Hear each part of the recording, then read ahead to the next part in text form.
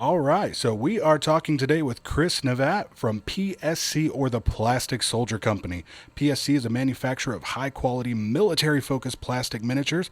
Chris, let's start off by talking about how the company started. What is the goal of PSC in the market of plastic miniatures? Okay, right. Hi, guys. Yeah, the role of the company has always been to produce good quality, reasonably priced plastic miniatures for war gamers and modelers. We produce like a range of 15mm and 20mm kits, suitable mainly for World War II. And we also sell a range from Bethesda and another company called Minerons, Okay. based on the Spanish Civil War. Okay. So what we're planning to do, we've been running the company now for about 5 or 6 years. New with the company. I've been working there a couple of months. I'm a war gamer myself, and I've been wargaming for quite a number of years now. What the company's planning to do is move into the board game market. Yeah. So we have released a game recently called The Great War, based on the Commands and Colours system. Yeah, and And that that's was a game. that was a Kickstarter campaign, right? That's right. Yeah, Originally? that was put on Kickstarter Okay. originally. It's been created by Richard Borg. A lot of you guys are probably aware of Richard Borg Yeah. and the great games that he's produced.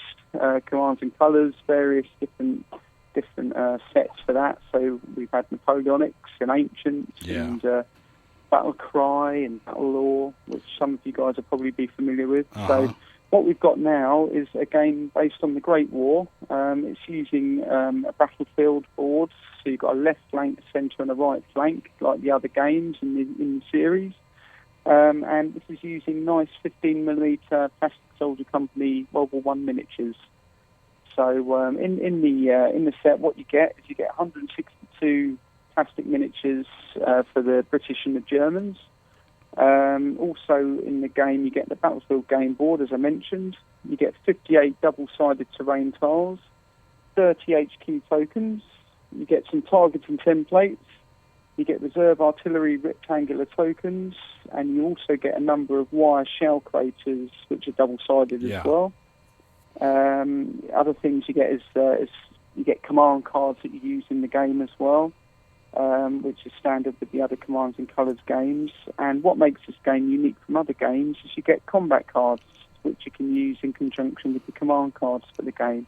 Yeah, and we're big fans of the Commands and Colors series, and like you're saying, it does have some interesting things that help it stand out from most of the other board titles. We'll talk about the off-board artillery if you could, but the combat cards that you're talking about, they really reminded us of the dragon cards from Samurai Battles, which is the most recent Commands and Colors game, which is one of our favorite things about that game. So how did you guys come about wanting to do something similar to those dragon cards in Samurai Battles, and also talk to us a little bit about the off-board artillery? Yeah, sure. Okay. Well, with the combat cards, I feel that it really makes the game feel unique. They're very sort of World War One themed. Each card it's really simple to look at. So you've got your text along the bottom of the card, and what you can do. So you might have cards like wire cutters. There's even like a lice card. There's trench foot. There's like artillery bombardments that you can do, like box barrages. So the combat cards give the game a real sort of unique World War One flavour. When you're playing this game, you really feel like you're playing a World War One game. It's Absolutely. fantastic. Yeah. And I think Richard's really sort of come up trumps with this, with making this game, like I say, feel like a Great War board game. There's not many around. So, Yeah. yes, he captures the feel for the period remarkably well using those cards. To activate the cards, the combat cards, you use these things called HQ tokens. You get a number of these before the scenario starts, and you can replenish the HQ tokens throughout the game. So to activate a card, depending on how strong the card is, it costs so many HQ tokens, which I feel that's another great thing about this game. You've got an element of resource management. Yeah.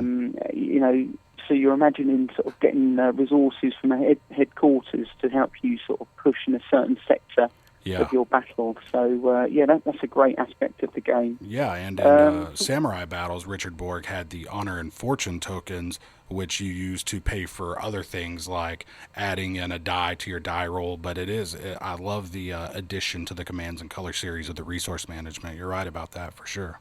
Yeah, absolutely. I mean, that's the thing with the Commands and Colours games. I mean, I've got the Ancients, Napoleonics. Yeah, me too. And when you're playing an Ancients games, it feels like an Ancient game. And when you're playing Napoleonics, you feel like you're playing a Napoleonics game. So he really captures the feel for the periods remarkably well with the cards that are used in these games. So, I mean, my hat goes out, off to him really for that. It's a great concept. Anyway, talking about artillery. So, off-table artillery is represented by a token. You get a token in the game, but after the game was produced, we have brought out 15mm plastic artillery that you can have as off-table artillery pieces, if you like. And in future expansions, the artillery will play a part on the board as well. So you will have like little artillery pieces on the battlefield. Anyway, all right, okay. So you have your off-table artillery. It varies in strength. You get strength 3, strength 4, strength 5 for your artillery, and that plays a part off-table, and you activate it using one of your command cards. Which could be a probe left, probe right, or centre, or recon right, left, or centre. And they cost a number of HQ tokens to activate, depending on the strength of the token, the artillery token. So it's a simple mechanic. You have a template that you use. You hold the template over the unit, and if you get a double, you roll some dice, some artillery dice, which are just normal D6s. If you get doubles with those, then that's a direct hit. And you also have numbers on the outside of the template, so there's a chance the artillery may scatter as well. Yeah. So you can end up hitting units next to the area that you designated the template for. So it's a really nice, simple concept, really sort of easy to do. So it doesn't take long to learn that at all. So that's a great aspect of the game. Yeah, and it's you very activate interesting. So you activate that in the area that the card's suitable for. So like a left flank card, you'd use it in the left flank. You couldn't sort of do it anywhere on the board, so it has to be, in conjunction with the command card. Okay. So that can really add sort of a lot of help to you in your games when you're playing them. Because it can soften up your opponent, and then you can sort of push troops forward. So it does feel realistic from a World War I point of view. Yeah. Talking of artillery as well, a lot of the time, if you're the attacker, during World War I, you'd get a preliminary bombardment, and this is reflected in the game, which again is another simple mechanic. So in the scenarios that you look at in the rule book, you'll have arrows, and all you do is simply roll an artillery dice, like a D6, from that side where the arrow is located, and wherever it hits, you create a crater. And the idea of that is to break the wire, because normally you have barbed wire going through the board, to stop the attackers, slow them up. So the idea is that you break the wire, and you're also creating craters for your troops to advance across, which gives them a little bit more shelter than just being out in the open ground. So again, another simple mechanic in the game that gives a really nice World War I feel. Yeah, this artillery in this game is such a fantastic concept, and I love the addition of it in Commands and Colors, because as much as I love Ancients and Napoleonics and even back to Memoir 44 and Samurai Battles, it seems like he just has more and more ideas as he goes along with these Commands and Colors game that keep him very, very fresh. Yeah, he's a genius, and how did you guys end up hooking up with Richard Borg to start development on the new Commands and Colors game? Well, it's my boss, to be honest. Okay. His name's Will Townsend. He's the owner of PSC, and he's a war gamer, and had an interest in the period of World War One. And I think he just got talking to, I don't know the exact details, but he just got talking to Richard and spoke to him about certain projects that he might have happening, and Richard kindly allowed will to publish this particular game. So it's really, that's how it's all started. We also, this is the first game. We've got a tank expansion that's due out. That's on Kickstarter at the moment until a bit later on in this month. Okay. We've already reached the first stretch goal for that. So with that, that's a tank expansion, like I say. So you're going to get 2 British male tanks, 2 British female tanks, Mark IVs, and 2 German A7Bs. And they're going to come pre-assembled and pre-painted as well. So you can use those for your scenarios straight out the box. You also get additional tiles with that, and new rules for fortified positions, river and canal hexes, bridges, and destroyed bridges. So there's going to be additional layers to the game as the expansions come out, so you can add even more flavour to an already great game. Okay. So that should be with us and ready to distribute to our customers before Christmas. Do you guys have plans for any other expansions down the road? Absolutely, yeah. I was just going to say, we've got a French Army expansion, so that's due out probably in the first half of next year, so we're looking forward to that. And again, we'll have some tanks to go alongside that. The figures for that have already been sculpted and designed. There'll be infantry with machine guns and mortars and artillery as well, so there'll be field artillery for the French. And like I say, that'll come out with as an additional expansion, no doubt. I haven't seen what else will be added as of yet, but no doubt there'll be some other rules added there just to add a bit more to the game. Okay. And we are planning an early war expansion. I forgot to mention the board's double-sided, so you've got a muddy sort of battlefield on one side, and then you've got green battlefield on the other side, and that can be used to represent the early battles of World War One, and also some of the late war battles as well. As World War One became more fluid in 1918, and they got out the trenches and out the muddy fields, it became a lot more open. So that can be reflected with the green battlefield that's on the other side of the board. So early war expansion. There's going to be British, French, and German cavalry, maybe Russian, included for that set. And then we plan to do an Eastern Front as well. So there'll be the Austro-Hungarians and the Russians. So there'll be scenarios to go alongside that. We are planning a biplane expansion, so you'll have aircraft that you can use on the board as well. A Yankee expansion, so we'll have doughboys, and I think there's going to be some sort of Renault tanks and things, and more scenarios for the American involvement in World War One later on in the war. We really want to cover all the major sort of land conflicts of the period if we can. So hopefully a Gallipoli expansion as well in the future with the Turks and the Australians, and a bunch of scenarios to go with them too. So a lot planned for this. We want to fully support it, and we've already got a website up and running for the game. You'll have to forgive me on the exact web address for it, but if you just type in the Great War website, there'll be something that'll come up, and you can join. There'll be a forum there, similar to the Napoleonics and Ancients. There's battles and things like that. It's like so cnc.net or something, but similar to that. That's it's very it. cool. Yeah, that's it. Absolutely. Do you guys? You had said that the plan had been all along to develop board games, or for a while at least. Has it been the plan from Will Townsend? Is that right? Yes. From the beginning to develop board games in addition to plastic miniatures? From the beginning of starting PSC? Yeah. I don't know really. I think it's just something that's evolved, something that's developed. Okay. I mean, we're still going to be continuing to produce great kits. We've got new releases coming out all the time for our miniatures as well. So that's the mainstay of our business. So that's going to continue and be strong, and we want to keep all of our customers satisfied by bringing out new products. And I get emails every day as to what have we got coming out next, and what people would like. So that's a major part of our business, and that will continue.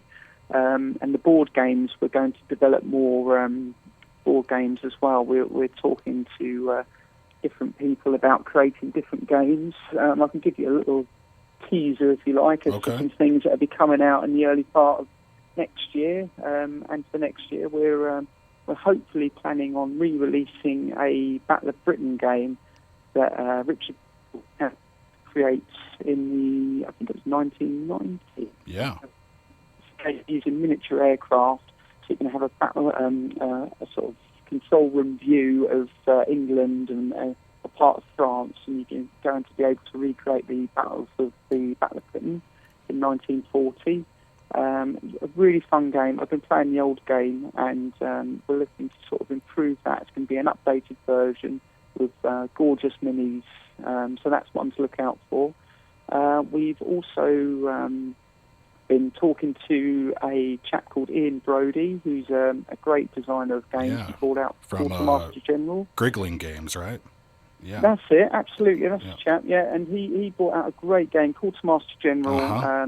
Really sort of fast-paced.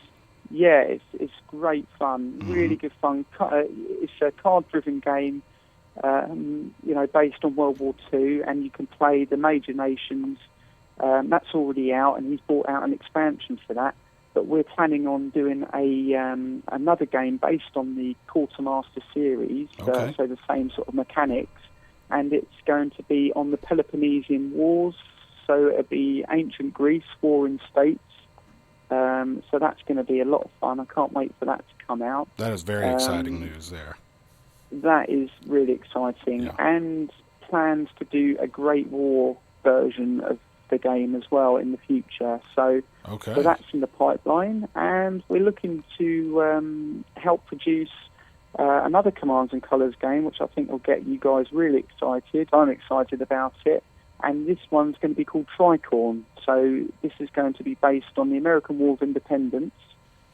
Should come out sometime next year. We're in the process of designing and sculpting the minis at the moment, so there'll be 20mm plastic American War of Independence pieces to use for an American War of Independence game. So that's going to be so cool. And do you think that, cool.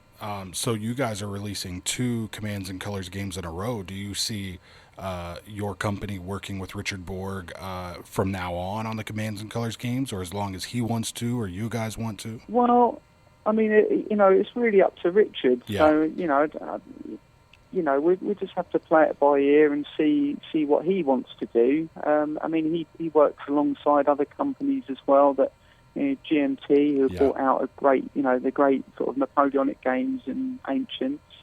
So, he's we'll have to wait and see what happens. See how things develop.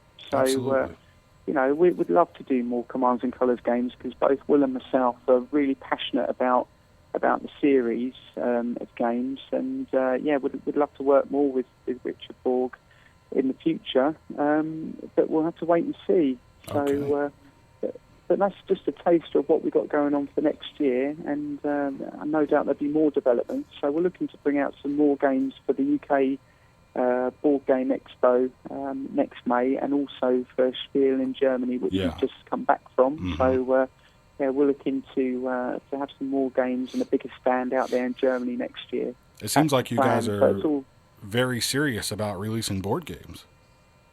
Yeah, we are, absolutely. Yeah. We just want to make sure we produce really good quality board games and get known for doing that, so that's why we're, happy to be working with Richard and Ian Brody, who are great designers and creators of these games. And hopefully we'll get a fan base behind us, who will follow us, and, we'll be happy with what we're producing. And, it'd be nice to get people's feedback as well, and for people to email us and let us know what they'd like, so that would be something for the future as well. We want to know what our customers want. So. Absolutely. And do you guys, I know that the Great War is much more in the gamer consciousness than Samurai Battles was, which was released by the Russian publisher Zvezda. But I've found the Great War for sale in, I mean, I haven't looked a lot, but on one online game store, a guy that has a lot of copies for sale. But are there plans for full distribution to the United States, or is that already there and I just haven't seen it? Well, we have actually, over the last couple of weeks, distributed games out to our main distributors in the USA. So they should be reaching shops. They should be with shops now, or just about to. Okay. So if you check your local hobby store, local board game shop, and see if they've got it available, yeah, I mean, so we have got it. It is sort of being pushed out to the States, you know. We really want you guys to have this game, you know, and enjoy it because it's fantastic. So, yeah, well, the game's not really been out that long. It's been out a few months. But, okay. You know, it hasn't been out for a great length of time, so it's still early days. But yeah, it is out with our US distributors and should reach your stores soon. Well, yeah, I'm glad you guys are getting recognized in the board game community for the Commands and Colors game, because I noticed, you know, say with Samurai Battles, there were very few reviews of that game, and this already seems to be being pretty well known in the community. It's a shame, you know, because, you know, like with this Great War game, I'm telling everybody, you know, everyone I speak to, you know, I'm just so passionate about the period. I'm passionate, like I said before, about the series. So, you know, if we can reach out to as many people as possible and spread the word, because World War One, you know, the Great War, you know, World War Two does have the focus on a lot of people's minds. I think the Great War is a bit of a niche sort of area, really. But I mean, they had some fantastic battles. It wasn't all static trench warfare. You know, there was a lot of fluid movement. You know, there was a lot of tactics, a lot of strategy involved. So, you know, if anyone's got a slight interest in World War One, if their great grandparents were in it, or if they, you know, they've watched things on TV and think, you know, oh, I'd like to look a bit more into that, get this game, check it out, you know, because there's loads of scenarios in the game. You know, it'll give you a real sort of taste and feel for the period. And who knows, you know, you might want to start picking up some books and reading more about it, you know. Yeah, so and for anybody who, you know, there are people out there who do not like cutting out sprues, but the sprues here, there's not a lot of assembly. There's maybe 2 figures that have assembly in the set, but other than that, they're very easy cut-out pieces because it took me just a night or 2 to cut them out. Yeah, it shouldn't take that long to cut them out, the sprues. We are planning future expansions to, you know, we understand, you know, this game was the first game we brought out. And we understand that a lot of board gamers don't want to play around with modelling and sprues. Yeah. You know, so in future expansions, what we're planning on doing is having the figures already off the sprues, okay. so people will just be able to play straight out the box. That's the plan for the future with the games. So, you know, hopefully we're going to sort of keep our board gamers satisfied with that, you know. But there'll still be the great, you know, a very good standard in quality pieces, you know, because that's what we strive to do. So. Yeah, I wouldn't want that to turn anybody away from this game, because unlike other games where there's, you know, you're having to put on the arms and the legs and everything like that, that isn't the case here. They're full figures, but just need to be cut out, you know.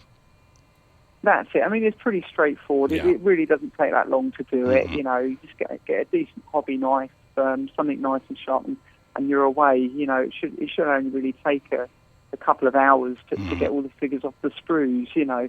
But like I say, future expansions you won't have to worry about that. So, and same like I said with the tanks, they'll be die cast and ready to go out the box. So, and to a sort of reasonable painted standard. So, you know, they look great. You have them in steel and a few teams, and they look fantastic on a table. So people will get a lot of fun with that, you know. Very cool. Well, Chris, I've had a lot of fun talking to you, and I suggest anybody who is a fan of the Commands and Colors series, or has been interested in it, or just wants a nice, simple war game system to get into, this Commands and Colors is perfect, and this is a very cool one that adds some really, really interesting elements to it. So I think it's a good game for people. Absolutely. It's a fantastic game. You took the words out of my mouth. I recommend it to anyone to go out there, get this game, pick it up. you're interested in the period, you'll love it. It's fantastic. It's been great talking to you, Lance. Very cool. Tell our listeners where they can find you online. Say that again. Sorry, mate. I didn't quite get that. Yeah, tell our listeners where they can find you online, like your website or Twitter, stuff like that. Yeah, sure. I mean, we have a website. You just in the Plastic Soldier Company to come up with our website. We also have a great page as well, which I'm one of the questions. Just look us up on Facebook, and I'll do my best to answer them. Or you can email me directly. I can give you my email address if that's any help. If anyone has any queries about the game, yeah, questions, sure. It's trade sales at theplasticsoldiercompany.co.uk. Okay. So you can just contact me on that, and I'll be more than happy to assist anyone. Okay, very cool. And like I say, yeah, fully supportive Facebook page and a good website as well to follow that. So. All right. Well, we've been talking with Chris Nevatt from the Plastic Soldier Company out of the UK. Chris, thank you very much for your time, and good luck to you guys with the Great War and for the Kickstarter for the expansion running right now. Thank you for your time, Chris. Thanks a lot, Lance. All the best to you, mate, and thank you so much for having me on your show. Absolutely.